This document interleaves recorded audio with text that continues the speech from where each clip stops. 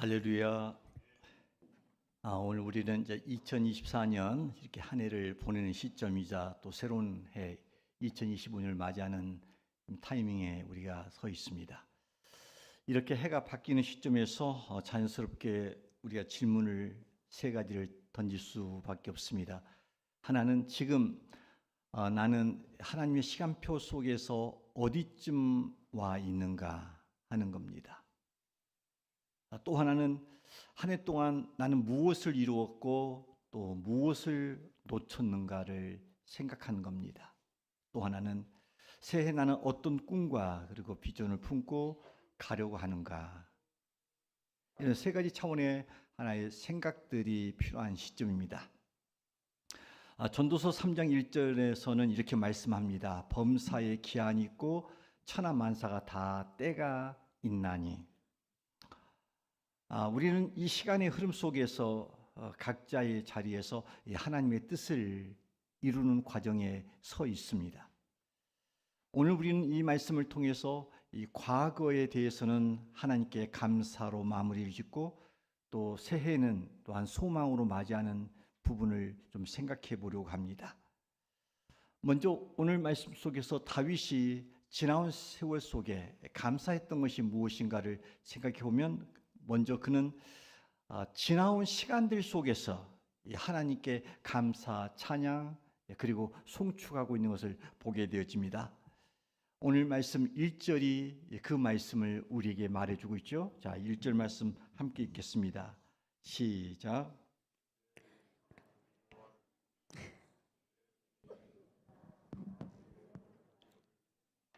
여러분, 여기서 다윗이 무엇을 송축하라고 말합니까? 그의 거룩한 이름을 송축하라 이렇게 말씀하고 있습니다. 그의 거룩한 이름, 이게 뭡니까? 이것은 단순한 호칭으로 끝나지 않습니다. 여기서 거룩한 이름이란 곧 하나님 자신과 그의 거룩한 속성 그리고 그가 행하셨던 모든 일들을 다 포함한 의미입니다. 더 나아가서 2절에 보면 내 영혼아 여호와를 송축하며 그의 모든 은택을 잊지 말지어다 라고 기록되어 있습니다.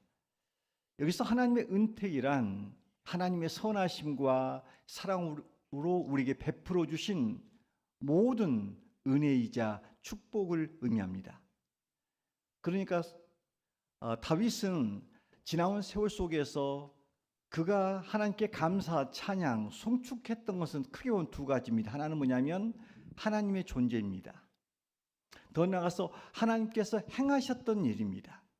그리고 그의 인생 속에서 하나님이 베풀어 주신 은혜이자 축복들, 이것들을 전 인격과 전 존재로 감사, 찬양 그리고 송축했다라고 그는 말하고 있습니다.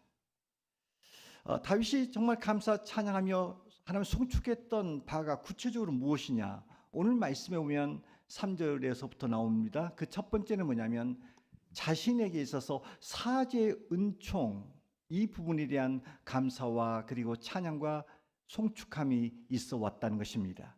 3절 우리가 초반절을 함께 읽어볼까요? 함께 읽습니다. 시작. 그가 내 모든 죄악을 사하시며 내 모든 병을 고치시며.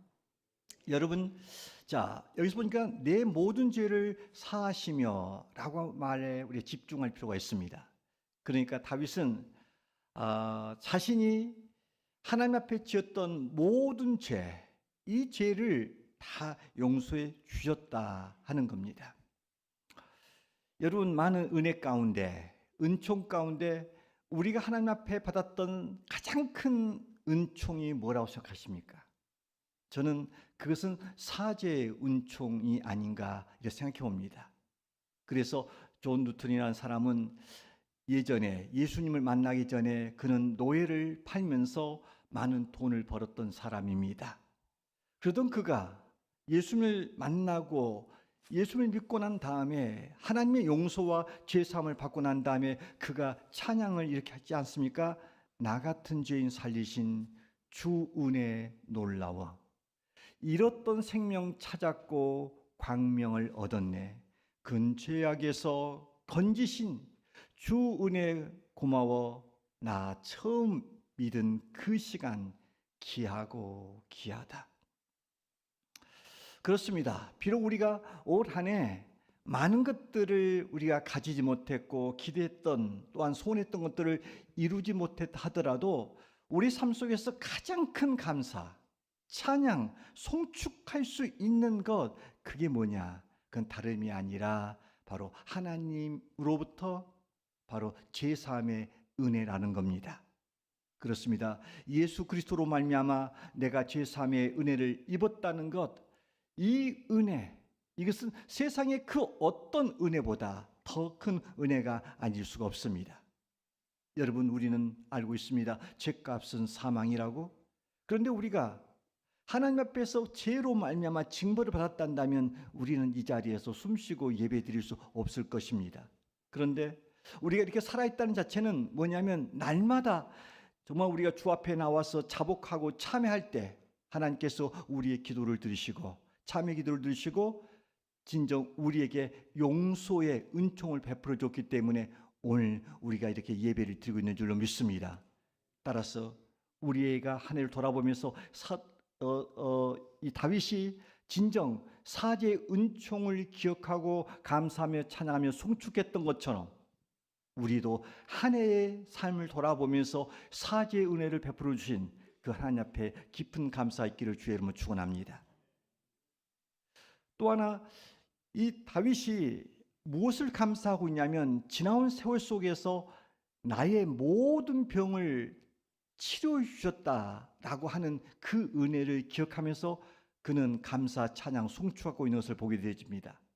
오늘 말씀 3절 우리 보면 중반절에 보면 이렇게 되어 있습니다. 내 모든 병을 고치시며, 내 모든 병을 고치시며. 그러니까 지금 다윗은 자기가 하나님 앞에서 모든 병이 치료됐다 이렇게 고백합니다. 여기서 모든 병이라고 하는 것은 단순히 육체의 질병만을 말하지 않습니다. 이 모든 병 속에는 마음의 상처, 실패, 절망, 포기, 고독, 우울, 불면증, 기타 심적, 영적, 정신적인 모든 병을 포함한 말이 모든 병입니다.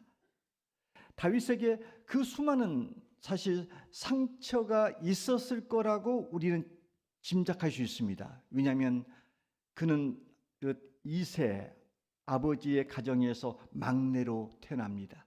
막내가 태어났을 때에 이 기름 부음 받기 위해서 사무엘이 찾아왔을 때 그는 그 자리에 초대받지 못할 정도로 그 집안의 말제로서 소외감과 무시가 있었습니다. 더 나아가서 사울 왕에게 당한 수많은 고통과 역경들, 생명의 위협들을 느끼면서 수많은 많은 상처와 힘듦을 그는 가졌을 겁니다. 그리고 왕이 된 후에 아들 압살롬과 그를 따르는 그 사람들의 배신, 자기를 따랐던 사람들이 등을 돌리고 그에게 칼을 들어대는 이 상황, 그리고 계속되어지는 하나의 전쟁으로 말미암아 고단함과 지침과 피곤함이 그의 삶에 많은 상처와 질병을 가져왔을 것입니다. 그 가운데 있었지만은 하나님이 그 가운데서 자신의 모든 이 질병을 치료해 주셨다는 겁니다. 그 사건과 그 상황은 있었지만 그 가운데서 견뎌낼 수 있었고 이겨낼 수 있었고 그 속에서 또 다른 해석적인 좋은 의미를 깨달으면서 그것들이 주는 하나의 불편함만이 아니라 유익이라는 것을 깨닫고 그의 삶의 성숙함과 변화가 있었던 것 때문에 그는 감사하고 또한 찬양하며 송축하고 있는 것을 보게 됩니다. 여러분, 우리가 그렇지 않습니까? 우리는 이 땅을 살면서 하나님을 우리가 경외하고 있습니다. 우리가 경외하는 그 하나님은 누구십니까? 성경 보니까 그 하나님은 치료하는 여호와라고 말합니다. 우리를 고치시는 여호와, 상처를 싸매시는 여호와라고 말하고 있습니다. 특별히 이사야 53장 6절을 보니까 저가 채찍에 맞음으로 우리가 나음을 입었다 이렇게 말씀해 주고 있습니다. 주님이 이미 십자가상에서 우리의 모든 질병을 지시고 죽으셨던 겁니다. 그러므로 우리가 이렇게 하나님 앞에 나와서 예배를 드리고 있다, 하나님 앞에 찬양을 드리고 있다, 이 자체는 뭡니까? 하나님으로부터의 치유와 이 회복을 경험했다는 겁니다. 하나님께서 나의 육체적인 질병이나 심적인 고통이나 내적인 상처를 치유해 주시는 경험을 했기 때문에 우리가 그 하나님을 경외하며 그분을 앙망하며 오늘 이 자리에 나와서 예배를 드리고 있는 줄로 믿습니다. 혹이라도 우리 가운데 아직 남아있는 질병이 있습니다. 상처가 있습니다. 정신적인 고통이 있다고 한다면 여러분 낙심하지 마십시오.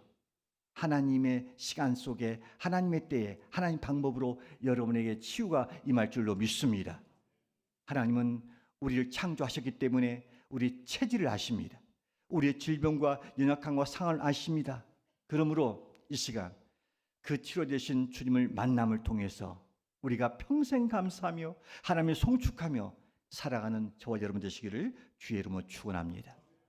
또한 다윗의 감사 찬양과 송축했던 근거가 뭐였냐면 그가 위험에서 건져내신 하나님을 만났다고 하는 것입니다. 시편 103편 4절 말씀 우리가 함께 읽을까요? 함께 읽습니다. 시작. 내 생명을 파멸해서 속량하시고 인자와 국률로 관을 씌우시며. 여러분 다윗의 생애에 있어서 내 생명을 파멸해서 구속하시고 인자와 국률의 관을 씌우신 사건들이 한 대표적으로 3건이 있습니다. 그 첫 번째는 뭐냐면 바로 사울에게 쫓겨 다닐 그때입니다. 다윗은 이 사울 왕의 질투로 인해서 생명의 위협을 받으면서 도망자 신세로 살아갑니다. 그는 광야에서 산속에서 숨어 지냈으며 목숨이 위태로운 상황이 반복되었습니다. 하지만 하나님은 그 가운데서 바로 다윗을 여러 차례 구원해 주셨습니다. 또한 이 바세바 사건 이후의 회복의 모습입니다. 다윗이 바세바와 이 죄로 인해서 하나님 앞에 큰 잘못을 저지르게 되어집니다. 이 문제 앞에서 선지자 나단의 책망을 듣게 되어집니다. 그때 그가 철저히 회개합니다. 그리고 하나님께서 그 다윗의 죄를 다 용서하시고 그와의 관계를 다시 회복시켜 줍니다. 나가서 다윗의 생에 있어서 이 압살롬의 반역으로 인해서 그가 그 가운데서 구원을 받게 되어집니다. 다윗의 아들 압살롬이 반역을 일으켜서 왕위를 차지했을 때 다윗은 이 생명을 보존하기 위해서 예루살렘 이 궁을 떠나게 되어집니다. 이런 과정에서 다윗은 큰 고통을 겪었지만은 하나님은 다윗의 생명을 보존하시고 다시 때가 되어짐에 그를 왕위로 복귀해 주셨다는 것입니다. 이렇게 하나님의 은혜를 경험한 다윗은 지금까지 지나온 생활 속에서 하나님께 감사하며 찬양하며 그리고 하나님을 송축하고 있다는 것입니다. 여러분 그렇습니다. 다윗을 이 생명의 파멸에서 속량하시고 인자와 긍휼로 관을 씌우신 그 하나님은 오늘 또 그 동일한 하나님께서 오늘 우리의 삶에 오셔서 바로 우리와 함께 하시고 그분이 우리를 생명의 파멸에서 정녕 우리를 인자와 긍휼의 관을 씌우시는 하나님이신 줄로 믿습니다. 여러분 우리 삶 속에서 한 해 동안 수많은 위험과 어려움과 난관과 고통과 아픔과 절망이 있었습니다. 그러나 그 가운데서 이겨낼 수 있었고 여기까지 올 수 있었던 것은 단순히 우리의 지혜와 힘만이 아니라 하나님이 그 가운데서 관을 씌우시고 우리를 보존해 주었기 때문에 여기까지 온 줄로 믿습니다. 그러므로 우리가 어떤 어려움과 절망 속에 빠져 있을 때라도 하나님께서는 우리를 구원해 주시는 분, 다시 살아갈 힘을 주시는 분, 이 분인 것을 믿으시고 금년 한 해로 지켜주신 하나님이 내년에도 새해도 지켜줄 줄로 믿습니다. 그러기에 우리는 지금까지 지난 과거를 돌아보면서 내 삶을 인도하셨고 축복하셨고 참 우리를 도와주셨던 그 하나님을 기억하며 우리가 한 해 동안 감사 찬양 주님 앞에 송축하는 시간이 되기를 주의 이름으로 축원합니다.